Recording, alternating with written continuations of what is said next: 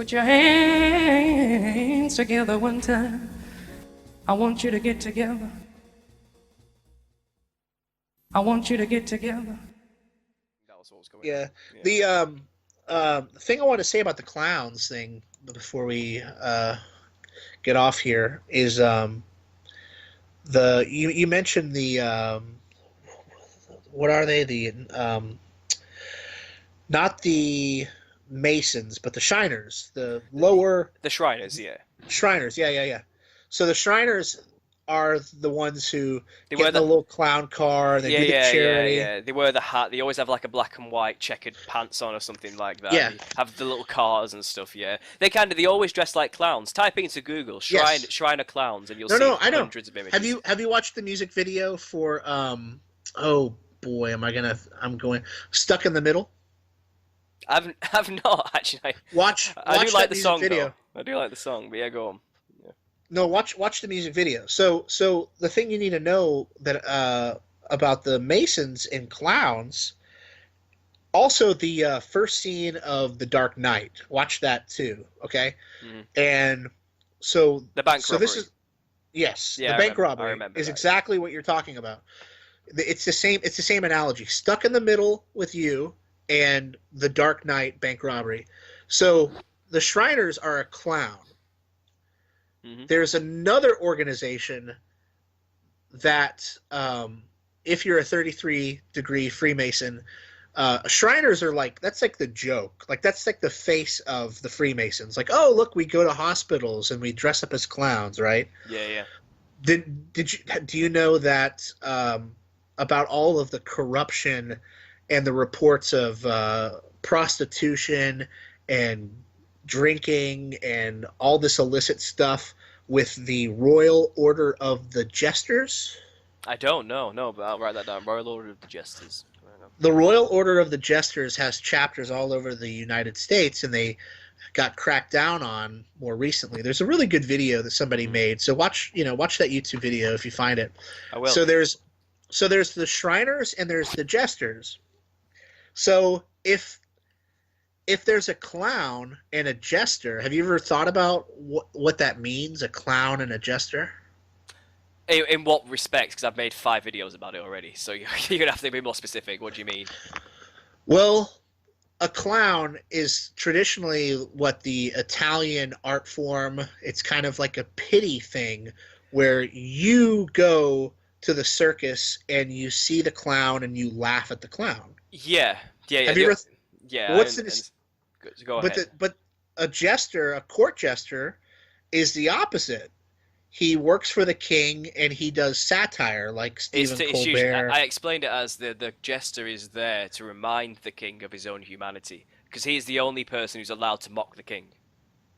Okay, nice. Okay, cool. Yeah, yeah. Well, but the basic breakdown there is that the clown gets laughed at, the clown gets accused. The jester, however, laughs at the world and they accuse the world. Mm-hmm. So Satan, I think my understanding is in the Egyptian prophecy, there is Satan as the accuser, and so the jester is a symbol of Satan as the accuser. That's my understanding. That's fascinating, actually. Now you mention it, because that makes sense. Because when people do DMT, dimethyltryptamine, they go to another dimension. You probably heard of it before. It's the chemical your pineal gland releases on birth and death. Oh, Joe Rogan and all of that. Yeah, exactly. But all of these testimonies, I did one video specifically on this, where I've gone through DMT Nexus, a forum where people are having thread discussions about consistently seeing jesters and the jesters messing with them and laughing at them. They always laugh at. They always laugh at the subject who's there, joke about them, and make fun of the person, and just swear at them, mess with them, and try and teach them stuff, or so they're thinking, and laughing at them. Always laughing at the person. So I put it down to jesters, clowns. I had a vision myself once, led in bed, where I saw a giant jester made out of black and white fractal lines with purple lips, and its head was shaped like a jester's crown. But its head was shaped like that. It wasn't a jester wearing a hat. It was just physically shaped like a jester. It was very bizarre. But that got me onto this idea of, I had a vision probably because of DMT. and I went to that realm briefly for like 10 seconds, saw this thing, and came snapping back. But a lot of things led me to this theory, personal experiences, which clocked me onto this thing. Now I'm starting to think: are the jesters the angels and the agents of Satan, and the clowns are the offspring of the angels, which were the Nephilim? Ooh, that's interesting. Because I it would make sense never- why the Nephilim looked like that if the angels looked like these jester type beings back in the day when they were here, you know. And a jester is a modern day jester is only a very human, materialistic parody of what they looked like. What they actually looked like was probably far more surreal, psychedelic, and insane and terrifying than a man dressing up as a jester today. But it's an archetype. It's a parodied caricature of what they would have looked like. So when I say Right. the Nephilim look like clowns, it's not literal. They look similar to clowns. A clown is a reference to the Nephilim, as we know Oh, it today. interesting. Yeah. That's No, how I you never. should see it. I never. I mean, I didn't know about a spiritual counterpart. It makes sense that, especially if people were doing, say, like ayahuasca and stuff during the ancient times, and it makes a lot of sense why the symbols would be, quote unquote, kind of universal, and. It just makes you wonder. It's like, oh gosh, whatever they're doing with CERN, are they gonna like actually, like, what it's gonna be like Ghostbusters with all these things flying in here? But I never got past the symbol of it's a hierarchy. It's an actual class system. If you think of the Royal Order of the Jesters as a bunch of men who, like, what you'll hear about the Royal Order of the Jesters is from their wives. They're all their jesters, their families get broken up because it's like the worst fraternity in the world. They join this fraternity, and their wives, are told, just let the boys be boys. But like the men get involved in gambling, and then they have like the actual police are probably helping them with the human trafficking and prostitution and all this kind of stuff. And it just got so out of control. It got so out of hand that nationwide the jesters had to start putting out they had to start putting out literature that they were going to start being more strict about rule. But there were no rules. The whole thing about becoming a Freemason and going into the Royal Order of the Jesters is that you're above the law. It's clear from all of the testimony and court cases and stuff that's come from all these broken families and stuff.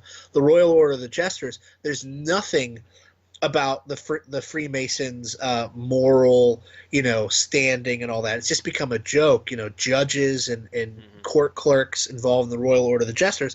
But you think about the Shriners on the other side of town, and they're going to the hospitals, and they're in these tiny little cars, and they're wearing a red fez. The Jesters are laughing at the Shriners. The Shriners are the face of Freeman. It's always the same with these pyramid structure. They always have this kind of front desk receptionist that has this really great cover story while the guys are doing drugs and having sex with prostitutes and God knows what. But I don't have any experience with the spiritual, especially DMT side. So I'll have to watch that. But yeah, honestly, when I first came across this whole thing, I was blown away myself. It feels like I've been spiritually led to talk about this. It all started with the clown sightings, and I started to think about what does that mean symbolically. What does a clown represent? Why do these people act like they're possessed? And then it clicked. They're being possessed by what look like clowns, and they are dressing up like the being that has possessed them. The being is trying to show themselves to the world through the vessel they have possessed, so they dress up like a clown. And now, think of a clown. They always have big shoes and big hands, don't they? Big glove hands. Right. Why? Because giants had big feet and large hands. They are the giants of the past. They are the disembodied spirits of Nephilim giants, and they look like clowns. They have white skin and red hair. It's a parody. It's a joke to these. It's a physical manifestation of a spiritual problem, if you get what I mean. Right. So yeah, like I said, I've made videos about it. Go in to have a look. There's a playlist I've set up with them all on there, on my channel, and I have plenty more to make. I've compiled so many examples that I just don't know where to start. To carry on with the series, but what you've just given me there, the Order of the Royal Jesters, that is perfect. That's exactly another prime example which proves what I'm trying to say here, so thanks for that. I just sent you the search the search within YouTube. It looks like there's more videos on it now than there used to be. I sent you my video too. I made a like a little music this like whatever date that is. That's when I found out about the Royal Order of the Jesters and the Dark Knight thing. It was in the middle of all the flat Earth stuff, and I put out this song, thinking at the time that all the people in the flat Earth movement, they have no idea who the Masons are. I mean, they have no idea. Like, there's a bunch of Freemasons, and they have no idea which other flat earthers were Freemasons or not. And so I was kind of messing with their heads a little bit by saying, show me a jester, I'll show you a clown, knowing that if a Freemason saw that, they would be like, wait a minute, is that wait, you know, it would mess with their wiring or whatever.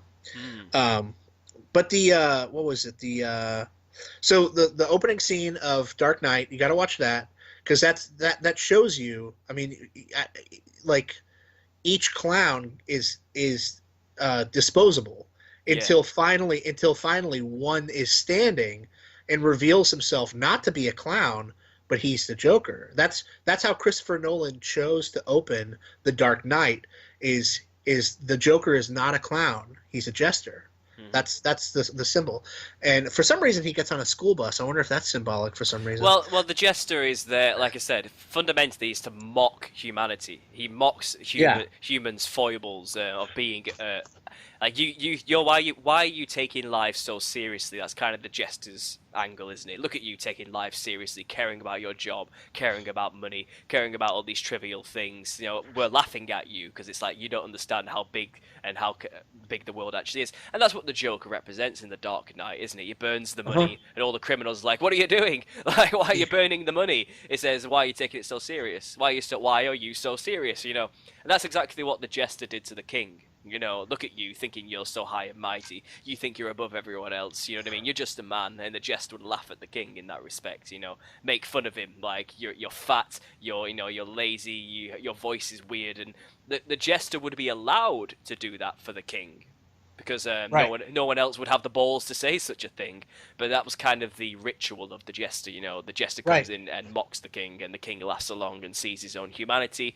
It's humbled in the idea that it's meant to humble the king, make him, you know, be more sympathetic to other people's problems and things like that. But spiritually speaking, the jester is above the king.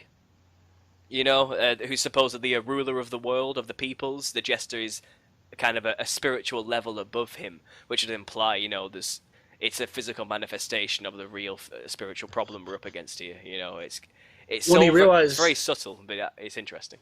You realize so much of what you just described applies to Donald Marshall as well. In what way? Well, Donald Marshall might not be a Robin Williams of comedic talent, but he is a songbird. He is he mocks them. He claims he's thrown his own feces at them. There's all this prophecy, all this Nostradamus prophecy they're obsessed with. The only reason why Donald is able to give the testimony that he's given is that for some reason, they grant him access to his memories and to reporting these things. They could flip a switch and he wouldn't have his memories for a particular night. But for some reason, they felt spiritually that if they didn't, there would be some sort of consequences, or it fed into prophecies for some reason. The guy who I've been talking to, Rob, he has no idea what he does from night to night because they don't give him access to his memories. Donald, however, is treated spiritually higher than Queen Elizabeth at the cloning centers. He gets away with everything. He was born into it, came up with these songs, became a legend, and is like their plaything. You know? Well, maybe they see the jester spirit in him and realize, right? Like I said, a jester, from what you were explaining and what we've just figured out, is a higher order than the clown. Right. A much higher order. So spiritually speaking, if the Nephilim are clowns, the jesters must be the creators of the clowns, the original parents. That's why they look like clowns. You know what I mean? So the jesters may actually be the devils. I think there's symbols within symbols within symbols, kind of like the Bible. So if you try to take the Nephilim angle to everything, it might not apply. Well, yeah, but I see what you're saying though. I don't know. I know Christopher Nolan knows something about it when he made The Dark Knight, and that's why he put that symbol first and foremost to wake up the Freemasons to the type of language that he was using in his filmmaking. Stuck in the Middle with Me, you know the lyric, right? Clowns to the left of me, jokers to the right. Stuck in the middle with you. And I believe it's about flat Earth as well. If you watch that video, and there's useless eaters, there's people just chowing down on like donuts and stuff. It's the demons. The demons are laughing at us. We're useless eaters. We're vessels, and they even have cross-dressing men in the video too. So you got and the video itself takes place within a Masonic court. I mean, there's actually a Freemason floor with pillars and stuff. There was one other thing I was going to mention on the clowns. Oh, so in your research, have you done the comparison to Killer Clowns from Outer Space? I have not. No, I'll write that down as well. Killer Clowns from Outer Space. Are you not familiar with that one? No, go ahead. Well, I'm in England, don't forget. I'm only 24, so some things maybe before my time, or I may just not have heard of them. So, well, I'm just you probably. Oh yeah. I've read the book as well. Yeah. So Killer Clowns from Outer Space is pretty. Like, I'm not going to say it's similar, but it was like a very low budget movie for what they did. It was very impressive. It's one of these campy '80s movies, but I think a lot of '80s kids will tell you it's probably the one that was the most visually striking and terrifying because of the tone and because of fear of clowns, right? Mm-hmm. So the fear of clowns. Why is that in 8? First of all, why does everybody have a fear of clowns? I've never even thought about it until you tied it in with the spiritual realm and say like nightmares, right? Why would we have nightmares of a clown if it wasn't something that was like innate spiritually in our world? Well, isn't it interesting in the Flat Earth that a filmmaker came along and took the spiritual entity of a clown and said, what if an alien came along that looked like a clown? Would humans know the difference between an Earth clown and an outer space clown? And so the horror element of Killer Clowns from Outer Space is, of course, that they're like deadly killers, and they're psychotic looking. Once you see the images and stuff, I think it holds up well as far as it being grotesque. It's campy, Well, another, if you to tie it into this, obviously aliens, we know they aren't real. There's no such thing as aliens because it's an enclosed system. Therefore, they are the demons revealing themselves once more. So already that's a perfect parable for what they're actually going to try and do. Because one day these things will be back and they will look like jesters and clowns, is what I'm trying to tell people. And think about it.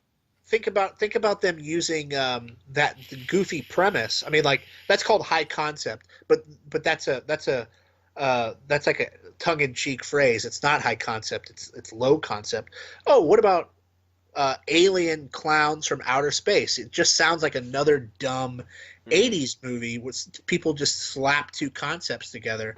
But this is very sophisticated if that's how they're gatekeeping people, by using it as kind of a joke, as something. Well, that's what they do, isn't it? That's what they have always done. I mean, the band Killer Clown, was it Insane Clown Posse, where they all dress with the black black and white is a very common theme. If you type into Google now, Heyoka tribe, and it was an American tribe. Yeah. Oh, they're okay. Which has a horned black and white fractal lined demon. That's basically what I saw in my vision, a black and white lined thing like that. The Hopi Kachina dolls too are very clown-like. That's right. Well, if you look at all ancient cultures, there's one in Papua New Guinea as well. They all the crazy headdresses they were with all the psychedelic colors and all these crazy frills going all over the place. That's exactly what these things look like. They look like clowns. I read a similar theory about Quetzalcoatl in Central America, that yes, there were Native Americans who dressed up in bird costumes, but they were only dressing up in bird costumes because they were emulating the actual dances by bird gods themselves. So it wasn't that it's a custom to just, hey, let's dress up as a bird No, god. no, no, no, But, no, at all. It's always but the it's case. a hand-me-down culture emulating the spiritual beings that used to be here. Well, think of it like this. The geishas, which are entertainers, they are trained in the art of Zen entertainment, and they entertain guests at parties. Not always sleep with them, though that often does happen. They're just there for conversational purposes. An entertainer, just like a joker, just like a clown. They're Right. there to entertain rich, aristocratic people who can afford to go to these parties. They have pale white skin and red lipstick, and make their hair look like their head is huge, just like the Nephilim had large skulls. But it's a form of emulation, like you said, to copy something which was revered once in the past to try and be more like. People do it with celebrities by copying the way they dress and what they were today. It's the same principle. They were the kings and queens of the past. So in Egypt, for example, they used to crush the baby's skull to try and make it look bigger than it was. Why? Because the actual kings and queens, like Nefertiti, for example, had Right. huge heads, and they were trying to copy it. So it's nothing new, and that's why the Shriners and this Order of the Jokers revere the clown. They are revering the same gods, the exact same thing, in a very westernized form. You go to these old ancient cultures all over the world, and every island, and they all have these tribes that dress up in these wild, multicolored, faceted, crazy outfits with masks that make the head look huge and their eyes look massive, and a big wide grin. A clown. Yep. It's always a clown. We just call it, maybe clown's a bad word. That's just the word we have. It's what we call these things now to make it into a It joke. becomes Literally a joke. That's right. what it's become. Sa- So very clever. Satan, with the creation comes time, and that's what I find that Satan really has over us is his understanding of God's word, and of course he has an edge on us using time, and so many of the deceptions accelerated rapidly just using Pavlov conditioning, using the mediums of film theaters and Renaissance paintings. I mean, we're talking about archetypes. Renaissance paintings and Hollywood movie theaters, they twisted around every possible archetype for what the reality is. And I believe you. What you're saying checks true for me about the Holy Spirit with Well, it's one of clouds. those. It's an observation, isn't it? Which is one of those Yeah. common sense feelings you get. When people tell The, me chemtrails are real, I can believe that because I can see them in the sky. When I say demons represent clowns, you can believe it once you start to look at how clowns have been referenced everywhere. Yeah. It's so subtle. It's so And subtle, but it's there. It's screaming you in the face, and you just need someone to point it out before you actually notice it's really there. You know what I mean? The fact that it's so tangible. I mean, the fact that it's an archetype, that it's a pattern, right? So you say, okay, well, this culture has clowns and this culture has clowns. Same with serpent worship, right?